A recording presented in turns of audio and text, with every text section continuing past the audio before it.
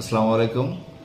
আমাদের police super মহোদয়ের নির্দেশনা অনুযায়ী এবং বর্তমান সরকারের নির্দেশনা অনুযায়ী আমরা মাদকের ক্ষেত্রে জিরো টলারেন্সে আছি।